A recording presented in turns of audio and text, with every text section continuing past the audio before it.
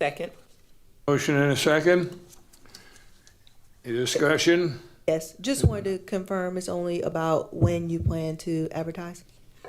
I will send the advertisement out by the end of the week. I saw that. I think that's right here, page 16 of the agenda. Is that correct? Yes, sir. That's accepting the applications, Yeah, right? that's accepted. Yeah, so when's the ad then? I will send it to our publication department tomorrow, and they will probably get it in within the next 2 to 3 days. So by the end of the week, it should be published. And when you say publish, we mean in the paper, but also a website will be updated so people can Yes, ma'am. know to start Yes, applying by the end of the online. week, the website definitely will be updated, and I'll also send it to PIO to include in the weekly review. Okay. Mr. Chair, I wanted to, and I'm just going to raise the point of Richland Memorial Hospital Board of Trustees. We had lots of conversation about that particular board and their needs, and I think it's whether it's their need or their preference. What was that? Because I've had a lot of conversation with some constituents about that one and how we handled the last situation. So if it's something specific that we need to include, is it already included? It is their preference, and I can add that language. I believe we said whenever there's a preference, we do want that in there when the ad goes out. Yes, I'll add that language before I Okay. send it out. Thank you. Anything else? Hearing no further discussion, Ms. Olney, if you'll call for the vote, please. Malinowski, Yes. Barron, Yes? Mackey. Yes? Motion passes. Item number 5, items for action. This one is already on the full council agenda for tonight. And it just states all county contracts and agreements adopted by a majority vote of full council will require a majority vote of full council to amend and/or change. Note this motion should be taken up as soon as possible and not be addressed with the overall rules update. That one, Ms. Attorney McLean gave us a blurb under the notes, and that's the same thing that is on the council agenda, and it says, on any matter to be addressed by council, a motion to temporarily suspend any rule requiring a majority vote, whether stated explicitly or implicitly, shall require unanimous consent of those members present, i.e., use of a plurality vote for approval shall require unanimous consent of council.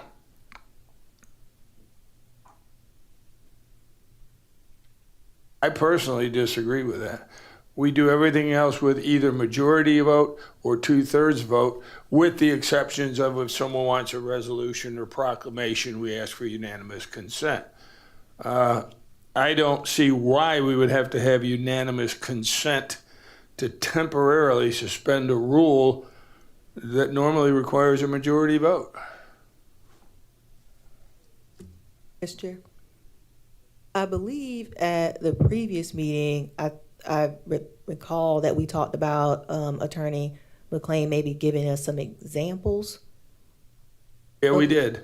And so I did not see those. So I think for me, I'm still trying to understand how this applies or would apply or the intent. Okay, so I apologize. But Instead of putting examples in the language, I changed the language to include the blurb about plurality, which is what this is all about.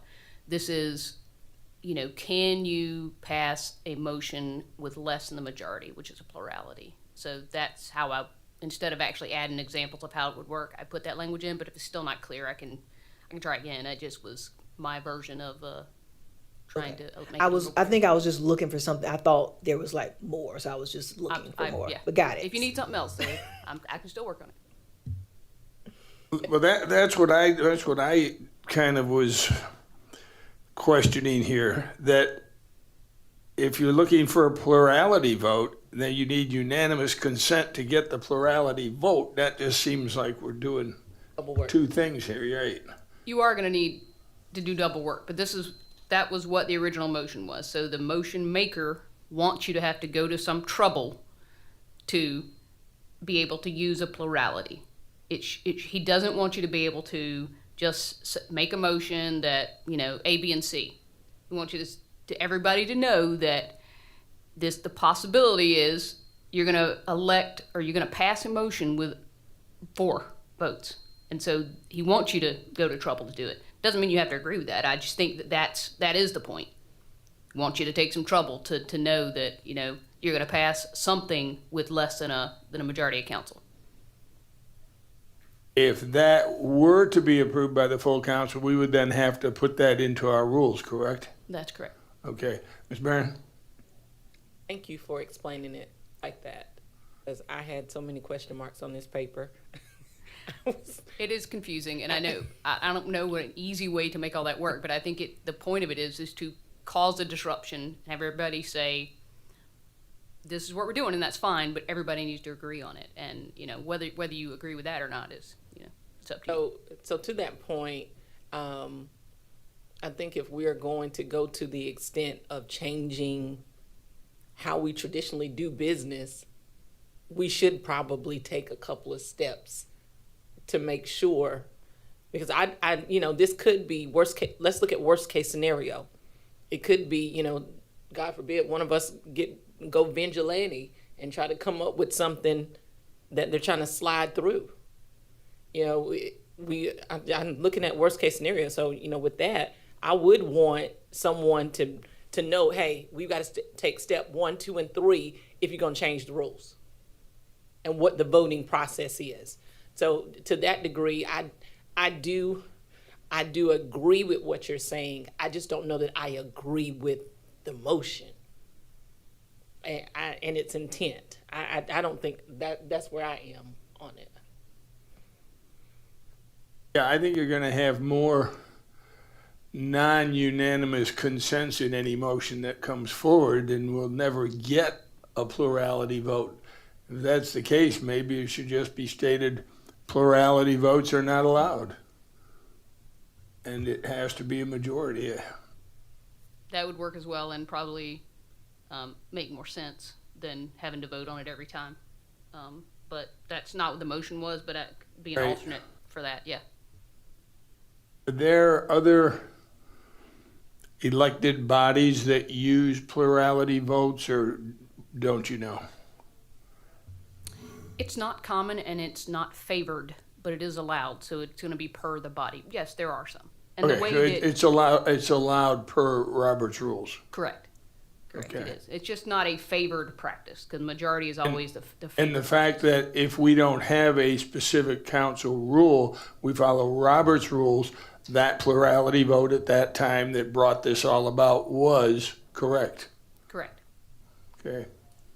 Ms. Barron, did you, I'm Jackie? I'm sorry, what was the question? I just wonder if you had anything else to say. Oh, no, I don't have anything else to say. I'm definitely still, I guess, weighing it in my head because I guess I see pros and cons to it. I wish that Chairman Livingston was here to speak to it since it was his motion, just to kind of help bring a little bit more clarity to it. But I'd see both sides. Well, it's on the full council agenda for tonight, so we can do one of two things. The first one is voted up or down. The second one is keep it in committee if you want further discussion or would like input from the maker of the motion before the next Rules Committee meeting. Mr. Chair. So I'll entertain a motion. Go ahead, Ms. Barron.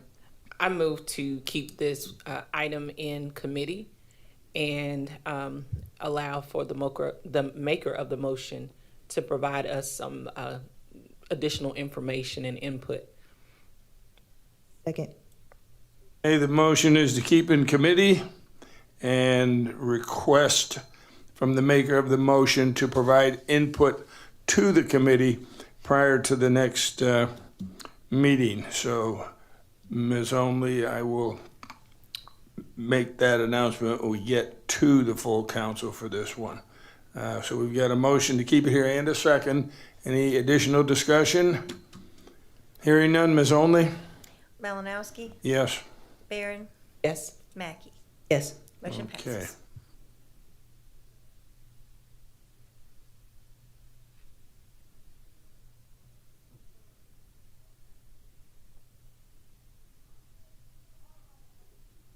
Right in here, so they're right when we get, okay, thank you. The next one, boards, committees, and commissions recruitment. This one, we put two together, which you'll see listed as number 1 and number 2 under 5B, and it says direct the Rules Committee to determine which Richland County boards, committees, and commissions should have as qualifications that the person applying must reside in the unincorporated area of Richland County only. There are some of these positions where other municipalities appoint individuals, and if a person applying for one of those positions resides in that municipality, then they should make application through them. You want to take them up one at a time and discuss that one first, then we'll hit number 2.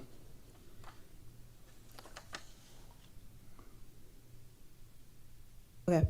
Looking at, was it B1? Right. 1. Yes. So I think we've talked about this before at other meetings and looking at the list that's attached. I went and I think after our last meeting, went and looked at the ordinances that are tied to our committees. And the ordinances as they're written now don't coincide with this. And so I guess I'm not really sure kind of where we're going with this. I understand that some other municipalities have their own committees. And I think even looking at our current ordinance that's related to our planning commission, it does not state, it states that if someone lives in a municipality that they still are able to apply and that the council can consider that when they are making appointments. And so I guess I don't see why we would want to change that to rule out people that do live in the county and pay county taxes, to take away their ability to at least apply and interview if they are qualified. Hey, Ms. Only, I've got a question on the chart you provided on page 19. I'm not sure if the Ys and the Ns mean that those municipalities have their own committees like this, or if those yeses and nos mean they're allowed to apply for the Richland County committees that we have here.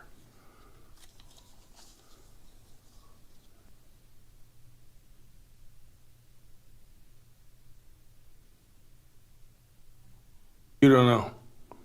Where'd that come from? I reviewed the different Committees? the municipalities and the committees that they have, but I don't know how they're actually made up.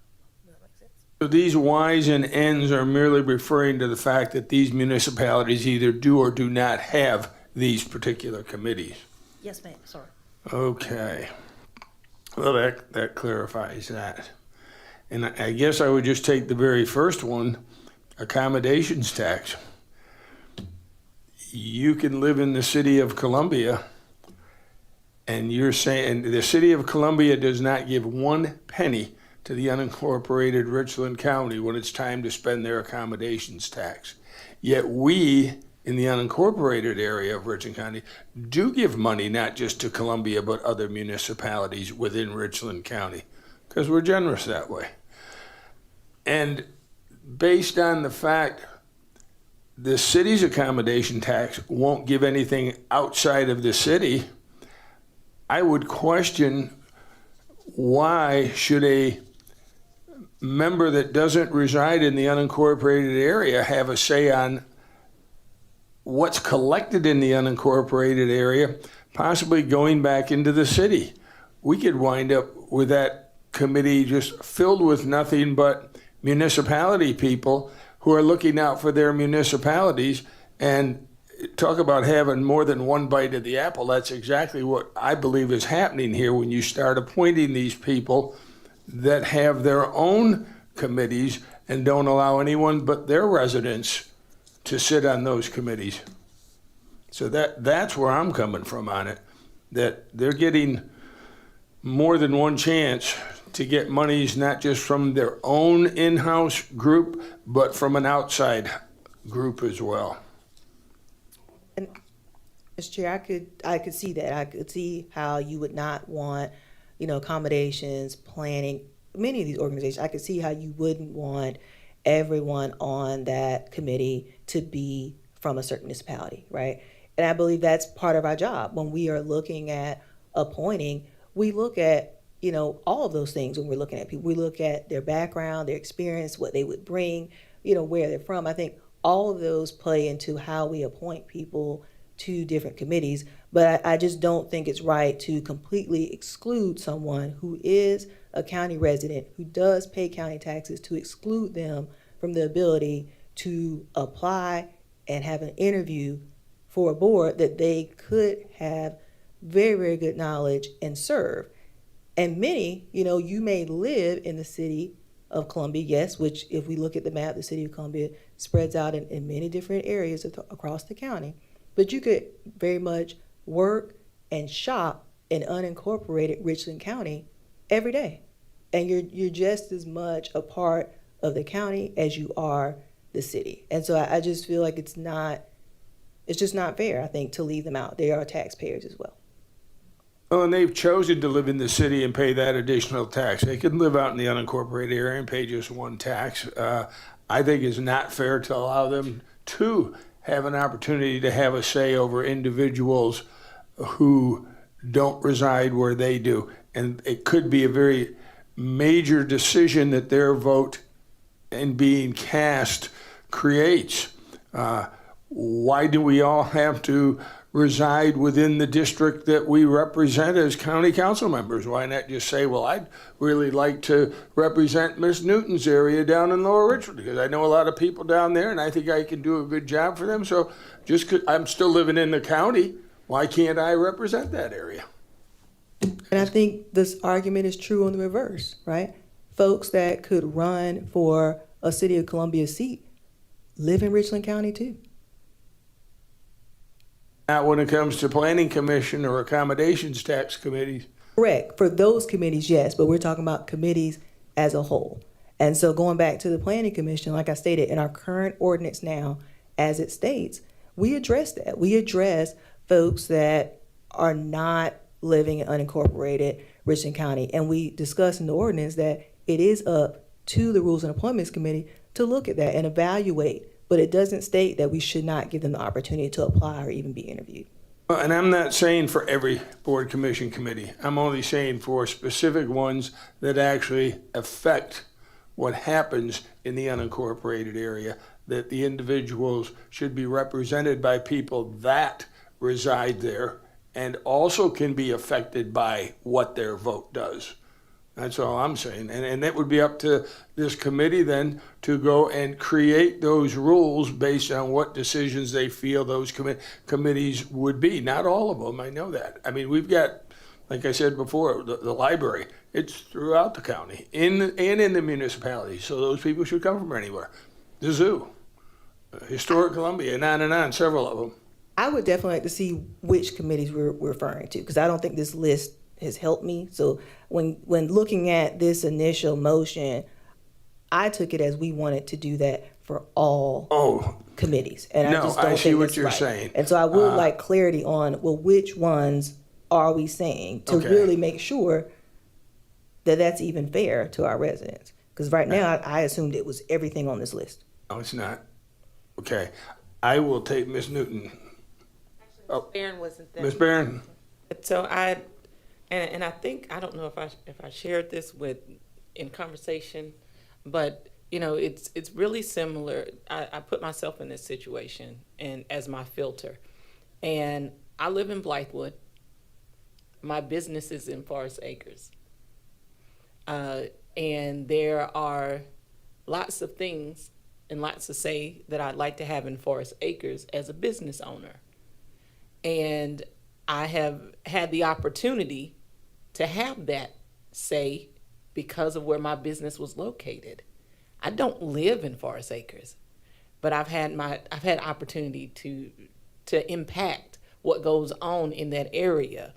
So I do agree that I think we should look at this, but I don't want us to isolate citizens because of where they live. And the other concern that I have is maybe perhaps we're giving too much power to this committee to determine some of these things. So let me interrupt you. This is going to be a recommendation to the full council. The full council has to vote on it. Absolutely, I understand. I understand that it has to go. But before it goes to council, it has to go through us as a recommendation. And so, if this is a recommendation, and when I say that, let's say full council votes on it, now we have empowered the Rules and Appointment Committee to be able to really impact boards and commissions at a whole nother level. And I don't think that this is something that I'm all in for. I would like more information to know, okay, is this something that's going to affect, how many is it going to affect? Is it going to affect, a small portion? We already know the Planning Commission is probably one of them, and I have a concern about that, the Planning Commission even. So, yeah, I just need a little bit more information, but I think that we should really be open in how we address this, because I think we're isolating some very well qualified people by making this decision.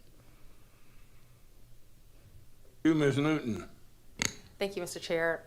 As we consider this, I wanted to add, I don't think that this is necessarily an either or thing. I think that there may be boards or commissions where we want to say that residents of an unincorporated Richland County may be preferred for a variety of reasons, but leaving the option for, the best qualified candidate. And I run into certain areas where, if you look at my district, for example, I have reverse donut holes. I have people who live in the city of Columbia. They didn't want to.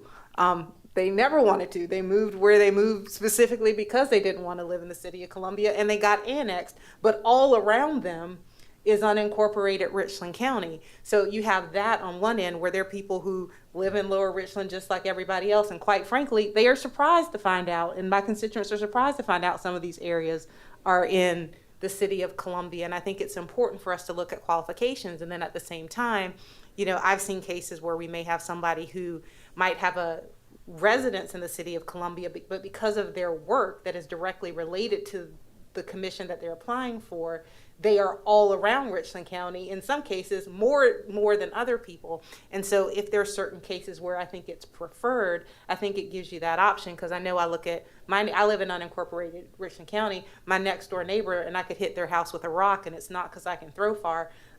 They live in the city of Columbia, and they have a business in unincorporated Richland County. So are we really so different living side by side when they happen to have been annexed? So I think there certainly are cases where you want to have preferential. What I would love to make sure that we're putting ourselves in positions where we can get the most qualified candidate. I know I remember, this is the last thing I'll say, when we were looking at the One Columbia board, there was an instance where there was somebody who lived in the city of Columbia, but it was like if you had written a resume that was tailor-made for One Columbia, it was this person. And so just to say, by virtue of the fact that this is your zip code, despite what the organization needs, I think that gets challenging. So those would be my thoughts. Okay, any other discussion at this point? If not, I'll entertain a motion. I'm guessing it's to keep it here to get more info. Sure. Recommend the keeping committee to receive more information. Second. Motion and a second to keep this in committee for more info. And, yeah. Sorry, I just wanted to say something. And so with that, I really would like us to look at the number of people that we have not interviewed because of this, because it's not a rule and we have turned away several folks. And so until we actually make this a rule and change our ordinances, I think we need to go back and evaluate folks that we have not interviewed and include them in this next round of interviews. I don't know that anybody's been turned away, with the exception of if For example, the Transportation Penny Commission. There has been? Yeah, Several. there's at least one person who has, who had applied to the planning commission, and I know because they reached out to me and And talked I- to me, who was declined an interview. You And may I have just- several in my district that I received phone calls You from. may want to, I'm sorry, I'm not a member of this committee. I don't know if you want to think about what the time frame is, because I used to serve on the Rules and Appointments Committee before you, so there have been many times when a person hasn't been interviewed, so I don't. Well, yeah, if we could at least start back from December 2020. Well, and, and also I know before when rules were being discussed as to the potential for changes, I know that those boards, committees, and commissions, those interviews did not come up because of the fact that there was discussion for changes, and they didn't want to appoint somebody and then maybe have to de-appoint them later, depends on what happened. So those would be put kind of to the back of the line for interviews. But I think at this point, if they've submitted an application, they get an interview. And until we vote on the rule, then at that point, those folks can be grandfathered in till their term is over. But I just don't think we can turn away people for something that we have not voted on as a full council and that's not in our ordinances. Okay, that's fine.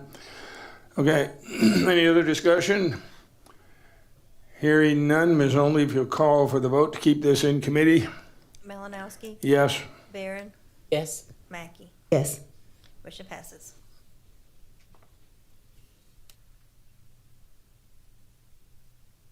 We actually kind of covered number 2 while we were doing number 1.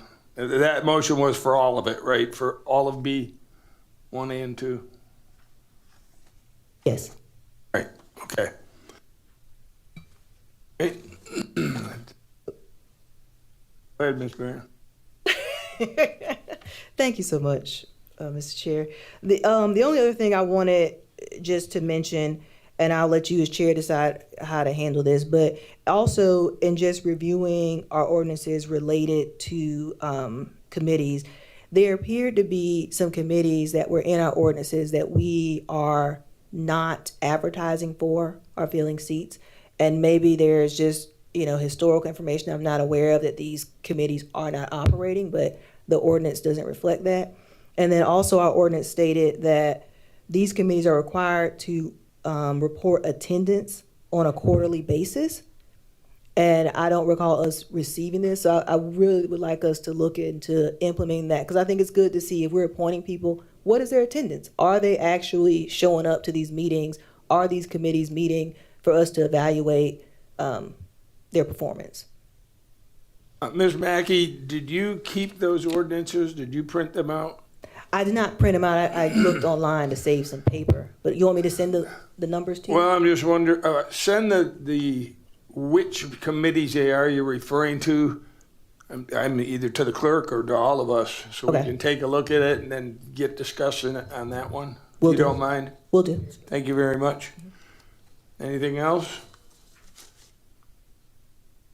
Okay. Move to adjourn. Second? Second for adjournment, Ms. Only? Malinowski, Yeah. Barron, Yes. Mackey. Yes. We are adjourned. Thank you, everyone. Thanks, Ms. Newton, for